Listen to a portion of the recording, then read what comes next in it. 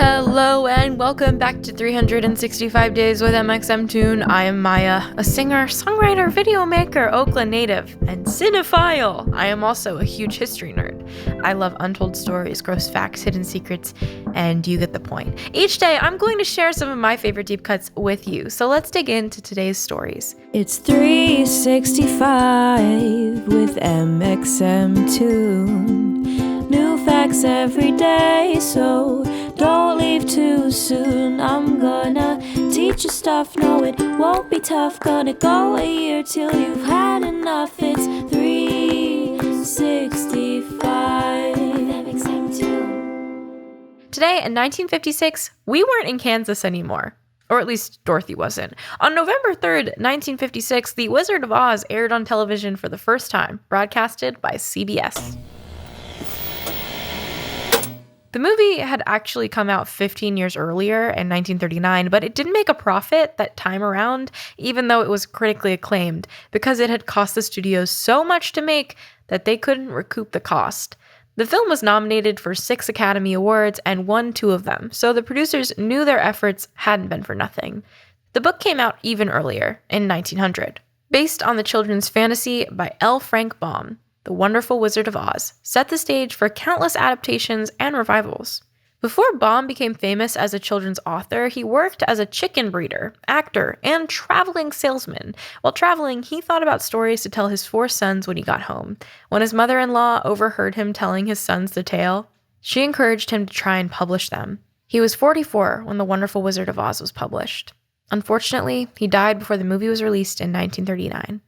Spoiler alert, in the film, Dorothy, played by Judy Garland, is living a quiet life with her grandparents in Kansas when a tornado comes to town, whisking her and her little dog Toto off to the fantastical land of Oz. She's told that in order to get home, she needs to follow the yellow brick road to find the wizard who grants wishes. Along the way, she meets some friends who also need the wizard's help, a scarecrow who needs a brain, played by Ray Balger, and a Tin Man who needs a heart, played by Jack Haley, and a cowardly lion who wants courage, played by Bert Lahr. Together, they overcome various obstacles, but when they reach the wizard, they find out he's just a simple man behind a curtain. But he finds ways to help them, even without magic, and takes Dorothy back to Kansas in a hot air balloon. But back to today. Today in 1959, that is. 45 million people watched the television broadcast of The Wizard of Oz, and the film finally got the widespread love and recognition that we know it for today. The film became a household classic and was shown once a year on TV, becoming a tradition for many American families. But the craziest thing about The Wizard of Oz is definitely a bevy of behind-the-scenes secrets that have come out in the years since the film actually gained popularity. In 2017, Judy Garland's third husband, Sid Luft, published a memoir about his years with the superstar. It contained some explosive secrets from the set of Oz. According to Luft, Garland complained that as a teenager on set, the actors playing the Munchkins would repeatedly harass her, going as far as sticking their hands up her dress. Garland's earlier interviews provided supporting evidence. She said on the record that the actors would get drunk every night on staff and harass other cast and crew members. And it gets worse. The actor who was originally intended to play the Tin Man, Buddy Ebsen, began filming playing the character. The costume used excessive amounts of aluminum powder, and after 10 days, Ebsen fell critically ill. He had to recover inside an iron lung at a nearby hospital as he was nearly unable to breathe. Another actor, Jack Haley, replaced Ebsen and the aluminum powder was discarded. That wasn't the only costume snafu on set. The actress who played the Wicked Witch of the West, Margaret Hamilton, had a life-threatening accident of her own. During a scene where she was supposed to disappear in a puff of smoke, her flammable, oil-based green makeup caught fire. Crew members were able to put out the fire, but Hamilton suffered burns on her arms and hands. She told the director she wouldn't work with fire on the set again. Though those are the only 2 reported injuries from costumes, there were plenty of other strange wardrobe details. The Cowardly Lion's costume weighed over 100 pounds and used real lion fur. Judy Garland was required to wear a corset while filming to make her look more like a child and less like a teenager. To color the horses in the Emerald City scenes, the special effects crew used Jell-O. Filming had to go fast because the horses kept wanting to lick themselves off. Everyone's favorite cast member, little Toto, had an injury of her own. Toto was played by a Cairn Terrier named Terry. A castle guard stepped on Terry's paw, breaking her bones. Terry made a full recovery, thankfully, and went on to star in 15 more films. The filmmakers needed more light than an average set to get the film's Technicolor captured, and the lights used to make this happen made the temperatures sometimes rise to over 100 degrees on set.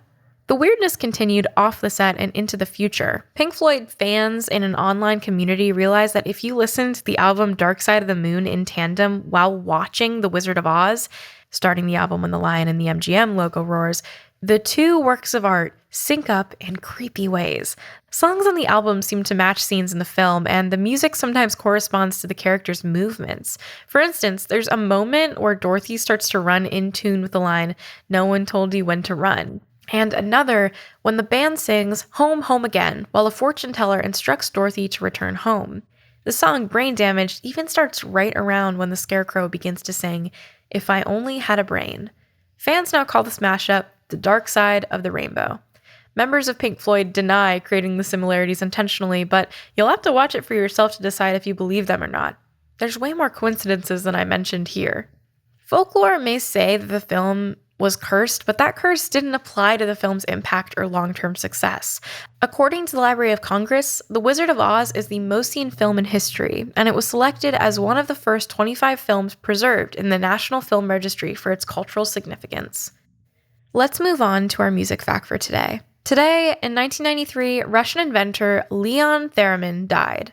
You might not have heard of Theremin, but he was a pioneer in music. He created one of the first electronic instruments, the etherophone, though it was eventually renamed the theremin, after Leon himself. The instrument, which makes a sliding, high-pitched squeal, provided an eerie background noise from many motion pictures as well as pop recordings like Good Vibrations by the Beach Boys. It was one of the first instruments that could play music without actually being touched. The player moves their hands above an antenna and a metal loop that controlled pitch and volume. Today, it's seen as a precursor to the synthesizer. Leon Theremin died in Moscow at the age of 97. And for today's final segment, I'm going to be going into my own photo archives to see what I was up to on a November 3rd in my life. On November 3rd, I went and I saw CL at the Warfield. It was my first K-pop concert that I'd ever gone to. I was so excited. I love CL more than anything. I have videos where you can literally hear me screaming in the background, dying. Let me find a video, actually. There's definitely something here. I'm very, very, very happy to be back in San Francisco and share this moment with you guys. I can't wait to have fun with you tonight.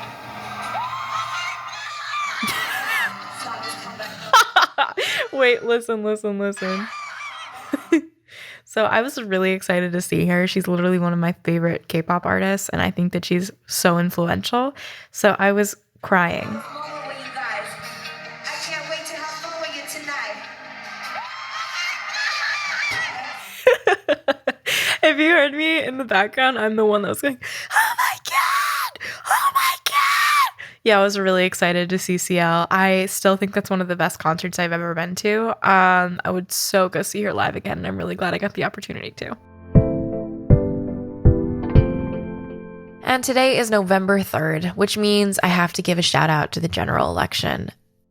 We are in the midst of probably one of the most historic elections that we are ever going to experience in our lifetimes. And so I encourage you, if you're old enough to do so, to please go out and vote. I know that I have a lot of young listeners too in the audience who might not be able to register to vote and cannot vote in this election.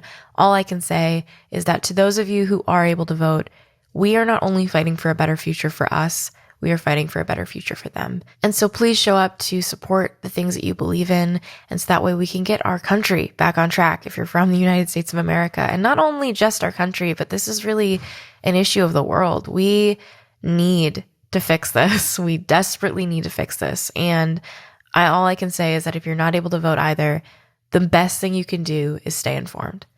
So if you're able to get out there this election, please go vote. And if you're not able to, just keep your eyes open. But that's all for today. Thank you for listening, and I'll see you tomorrow. And please subscribe wherever you listen to podcasts and follow along at 365 Days mxmtoon on your preferred social media platforms. It's 365 with mxmtoon. New facts facts every day, so don't leave too soon. I'm gonna teach you stuff, no it won't be tough. Gonna go a year till you've had enough.